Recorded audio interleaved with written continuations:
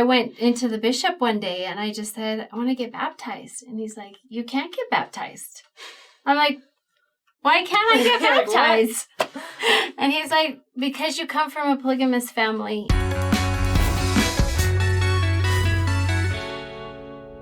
Hey everyone, welcome back to Saints Unscripted. We are super happy to be here with our friend Liz. And guys, she has such a cool story. You're gonna love this, okay?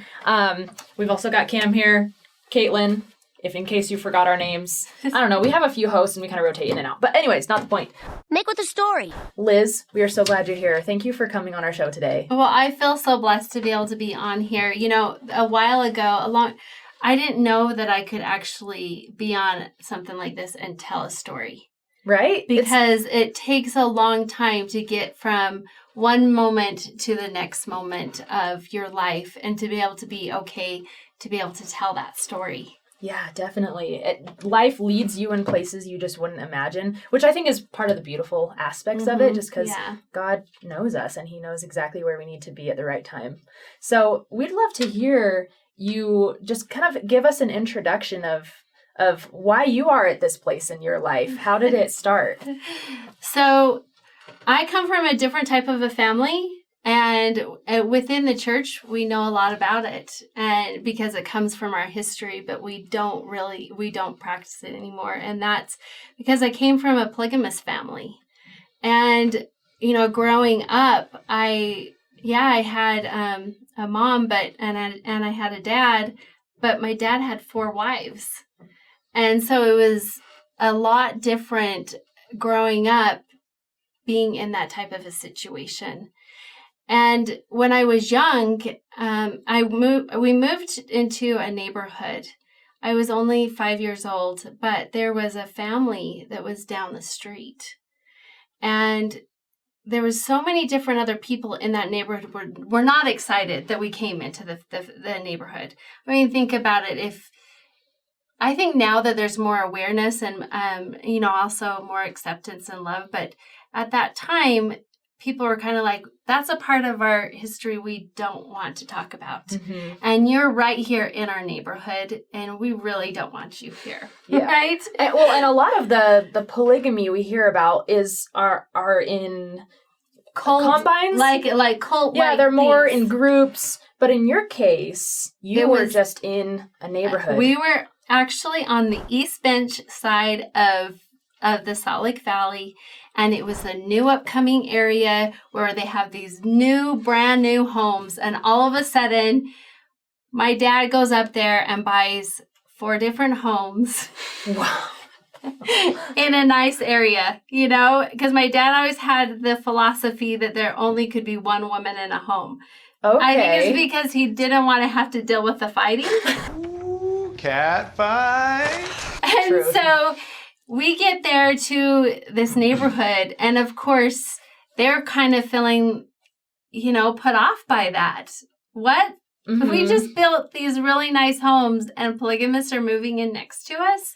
And so it was just kind of like a culture shock for them that they had to adjust with. But there was a family that was down the street, and they actually befriended our family. And they didn't care what kind of a family we came from.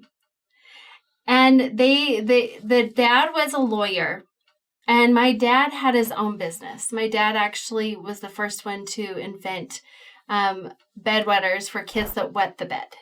And it was being sold all over the world. And so this guy was a lawyer, and my dad became friends with him, and he became the lawyer for the company at the time. And so they ended up having this really good relationship. Well, he came to my dad's office one day and just asked if he could take us to church. And because my dad was friends with him, he ended up telling him yes, that he could. And so every single Sunday, their family would show up with their yellow and brown minivan at the time then. You remember those? Riding in style. Yes, they would open up their door, and whatever of us kids wanted to go to church that day would go to church. Now, my parents at the time, it's because well, why aren't they going to the Polygamist church, Mm-hmm. Did you have a building that you would go to? Yes, like a Polygamist? Yeah, they were part of the AUB, which is the All Red group. They're in Bluffdale area. And, my parents would go, but they wouldn't go every single week. Mm-hmm. And there was just some struggles that they were having with the group out there. And so my dad felt that this would be a great opportunity for us to go to church every week. Were the teachings between the two churches similar? They are very similar. They just believe this is coming from my dad's word of how he describes it, but that it's kind of like he was living in college and those that were just regular members of the church were in high school. Mm. And okay. So, it's like, yes, you need to have that elementary, the middle school, the high school, and the college experience, right? Yeah. He felt that he had moved on to the college experience and we were just in the high school. So, of course, it's like you're still getting that great foundation. You still have a lot of the same teachings. They just believe that that's a higher law that you're supposed to live. And, and I don't know exactly all the stuff that the polygamous religion, because each religion sect kind of polygamous religion sect, they teach different things, Mm-hmm. And so I'm just taking it from what my parents had taught me that, basically they were in college, we were in high school. And so it's good for us to at least get that college degree. The high school degree, right? And so we would go to church with them almost every single week. And as I started to get older and stuff like that, I wanted to become a member of the church. I was 8 years old, and here everyone else is getting baptized, and I wasn't. And mm-hmm. I went into the bishop one day, and I just said, I want to get baptized. And he's like, you can't get baptized. I'm like, why can't I get baptized? And he's like, because you come from a polygamous family. And since you come from a polygamous family, you have to wait until you're 18 and moved out of the house. It was really hard because here all these missionaries were going out, right? And baptizing. And here I wanted to get baptized and they told me no. Mm-hmm. And, my dad really struggled that I wanted to be more involved with the church. My mom felt that whatever makes her happy is what I want her to do, know? And so I think that really comes down to, though, is your mom is raising you the most when you're in a polygamous family, mm-hmm. because your dad, to where we had separate houses, he was only there every, 2 out of the 8 days. Like a quarter of the time. Yeah. And so your mom kind of knows what you're going through and, and things like that. Mm-hmm. And so I really wanted to get baptized, and but I couldn't. So I ended up moving away to college. And then I thought, okay, I'm going to call my old bishop. And I'm going to ask him if I could get baptized. And he was like, you know what? Yeah, let's get you set up with the missionaries. And so I had to start out being like I was just a new convert. Mm-hmm. That's how they have to, if you get baptized after the age of 8, you have to just start as a new convert. So I had to go through all of the missionary discussions. And when I was done, they said, okay, now we have to go to the district leader and it's either the zone or the district leader, in whatever mission they decide, And so I was interviewed by the district leader to be able to get baptized. And I was like, okay, great. I'm good. I can, I checked off all the boxes, right? I'm good. I can go now, right? And he's like, oh, no. You're a special case. You have to meet with the mission president. Oh, okay. Oh, mission president. Mission president. So I go to the mission president's office and he starts having this interview with me, and all of a sudden I realized that interview wasn't exactly what I had thought it was going to be. I thought it was maybe going to go and get accepted, I was able to get clearance. But as I was talking with him, there was a lot of hard things that he came up with because as looking back now, like I can look to see why he was doing this. But at that time, he wanted me to say that what my parents were doing was wrong. And at that time, I was like, well, if I say that they're wrong, that means I'm going against my parents. Yeah, that kind of puts you in a awkward position, right? Tough position. Yeah, and he was so set on me admitting that they were wrong. Mm. And he wanted to make sure that I was not going to waver, right? Mm-hmm. And so if I realized that it was wrong, that I wouldn't waver. Mm-hmm. Gotcha. But I couldn't say that. I just could not say that. And finally he's like, well, I can't give you an okay to get baptized then. And so he's like, I want you to go home and think about this and then come back and we'll have another interview. Wow. So I go back to the other interview. And of course, this time I am just sweating. Did that make you resentful towards him at all? Or were you understanding of? No, I think at the moment I was resentful because how can you ask a child to go against their parents? Right? You know? That's hard. Now, like I said, as an adult, you can look back and reason differently, right? But at that moment, there's a lot of you don't understand a lot of stuff. Yeah, you haven't been out of the home very long. Yeah. Yes, and so like 5 minutes. And they raised me, and it's like you want to love and honor your family, right? Mm-hmm. I mean, it's just a natural instinct we have within us. Mm-hmm. And so I was like, I get there in his office and I'm sitting and he's like, have you thought about what we talked about? And I said, yeah, I've thought a lot about that. And I just want to let you know that I do not feel that my parents are wrong because of living that way. And I know that they chose that route. That's not the route that I'm choosing. But I don't feel that they're wrong for wanting to choose that. And anyways, he ended up giving me, he's like, and now I thought, okay, I'm going to be able to get my clearance now to finally get baptized. And he's like, okay, well, now I'm giving you clearance. Now you have to go meet with one of the general authorities. Wow. And I was like, dang. General authority? Like up there in Salt Lake City? Like, what in the heck are you talking about? I have to go meet with a general authority. So he gives me a number. It says they're planning on hearing from you. Call this number. They're going to schedule you an appointment to go meet with one. I don't know who you're going to meet with, but you're going to be meeting with one of the 12. And so I get up there and anyways, end up finding out that I'm having an interview with Elder Faust. Wow.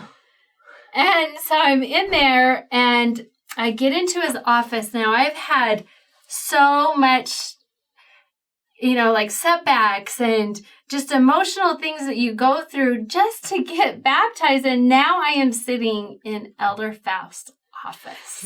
And I get in there and I was like, okay, I know that if he does not approve me... Was he in the first presidency at this time? This was right before. Yes. Okay. Uh-huh. And because you had gone to church since you were a kid, you were pretty familiar with who the general authorities were for the most part, right? Yeah, because like I said, that family that was down the street, whenever it was conference, they invited us kids to go down to their house and we would watch conference with them. And we were just very well educated because of that family. Mm-hmm. And so anyways, I'm sitting in there and he starts asking the questions that they ask. And it's like, okay, Sister Balding, I want to ask you, do you have a testimony of Jesus Christ? And he starts like talking about that. And yes, and all of a sudden it's kind of like it changed. He just sat there for a second and he put the papers down and he just looked at me and he said, Sister Balding, is it okay if I give you some advice? And I was like, yeah, I would love some advice. And he goes, I just want to let you know to always honor your parents. Always stay close to them. Always love them. They will be your parents forever. And I know you're going to go on to be baptized. But even though you are baptized, I want you to always love your parents. And I realized at that moment that it was Heavenly Father speaking to me, because here I had gone through so much turmoil to be able to get to the point to where I could get baptized, and being told that I need to say that they're wrong, and to also feel like, just, within the church setting, whatever, because people don't understand that, it's like that I needed to not love my parents, that I couldn't be like it was just a hard moment in my life to be able to get to there and to feel like I needed to disassociate myself from my parents. Mm-hmm. But here I was sitting across from him, and him telling me to always love your parents and to make sure that they're always in your life. And so for so many years, even after that, after I got baptized, I went off to college, and it was like nobody had to know that story. Nobody had to know of where I came from, that I grew up in a polygamous family, because you know what? I'm just like everybody else now. Mm-hmm. And as I started to live my life trying to hide that part of my life, even though it was an amazing experience looking back on now, that not that many people get to have these kind of experiences. Mm-hmm.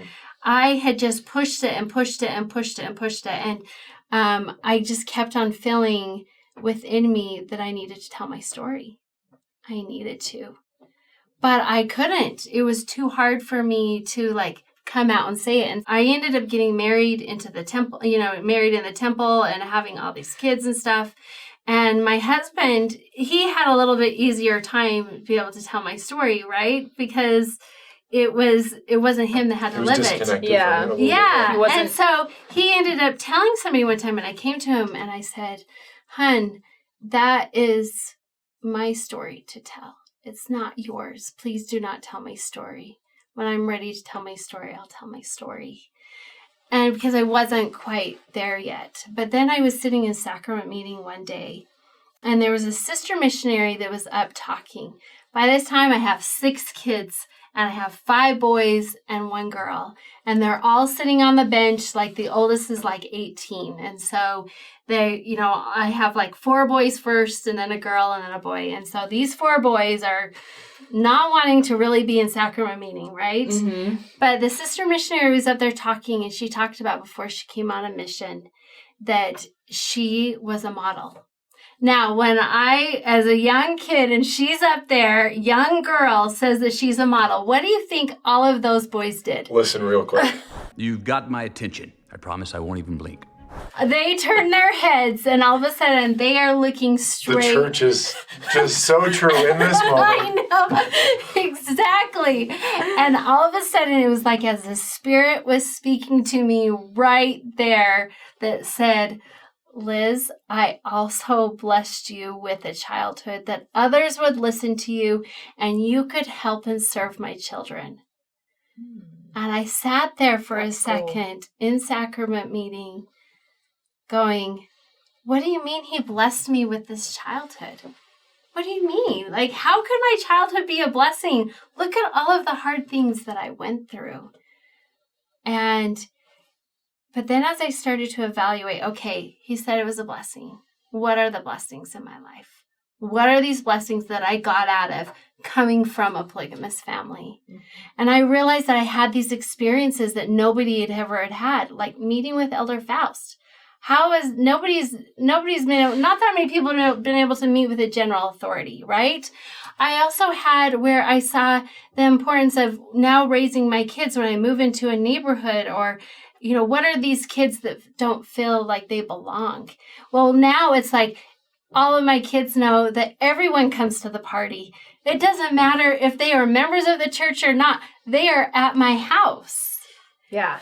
Yes. Because you had these experiences. I had these experiences. You understand that. Yes, I understood how it is to be on the outside. And there were so many other experiences that I had in my childhood that now I could look back and see that this is what he's talking about as a blessing. And at that moment, it was kind of like why did you, because for my whole life, it was like, why did you choose me? You know, like, why me? Why me? Why did I have to live this way, right? To all of a sudden, why did you choose me? And I realized because he had a great thing for me to share with the world. And that I had to go through all of these things so that I could become that person he needs me to become. And I wouldn't be that kind of a person if I didn't experience those things. And in that sacrament meeting at that moment, I wanted to just fall to my knees and ask for forgiveness. And not only ask for forgiveness from Heavenly Father, but for my parents. Because I had blamed them for so many years. But I realized, you know, I sit there and think about Heavenly Father said, you know, Liz, I need you to do amazing things while you're here on earth. And for you to do that, you're going to have to go through all of these things. And I'm going to give you parents that are going to live outside of the norm, because if you lived in the norm, you wouldn't experience this. And so I needed to then forgive my parents. I had to forgive my parents for blaming them for something that Heavenly Father wanted me to be in. And so now, because of that, I have stepped into a different role now of choosing to tell my story. I have a book coming out soon that's in the editing process called Becoming Me. And it's a story of my life and realizing that, you know, all of these things we experience in our life are truly a blessing. If we look at them as there's a blessing in everything that we go through. And we have to remember that. And so now it's like, now I get on a stage. We put on the largest natural health and wellness conference in Utah. And before, I couldn't do that if I didn't come to the terms and realizing that how great my story was that Heavenly Father gave me, and the things I can learn from it. I could not be on that stage now with showing who I am and the influence that I can be to so many different people. So it has been, I just love the fact that how our lives can change when we start coming from a different perspective and looking at life in a totally different way.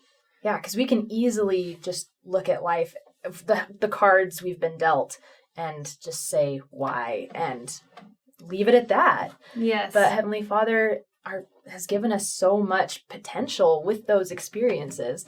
And you just explained it so beautifully. And we were just talking about, before we started filming, we were talking about how you do a couple podcasts and now you're building websites and you are just getting yourself out there, writing a book. It's so great. It is. Where can we find you? So you can go to ElizabethAnnWatt.com. Okay. That's my full name. That's where you'll find, you can go there and you can see, my book that will be coming out and things like that. You can also go to, if you want to know more about the conference that we put on, BeHealthyUtah.com, and you can see the amazing things that we do that's going on there. My podcast, I have two, like I said. One is called Bring the Light, where I tell my story and I tell about, just looking for the light in our lives, because we are all blessed with this light, and all of us have this light that we can share with the world. So knowing how to increase that light. And then I have the Be Healthy Naturally one that I do with my husband, and we interview people all around that are experts in their field of doctors or educators or experts, all on natural health and where to go to find how to get well and in a natural approach. Well, thank you so much for sharing your story. We're so glad that you've been here, and I have learned so much from just how you talked about forgiveness, and it just made me think of the weight that must have been lifted from you. Oh my goodness, that weight. Yes, that weight. Yes. They talk about that in the scriptures, that the weight will come off of you, right? Mm-hmm. And it is so true to go from one moment to the next moment. And you realize that one moment the adversary is ruling your life, and the next moment you're allowing this Heavenly Father to rule your life. Thank you again, everyone. If you have questions for her, please let us know in the comments.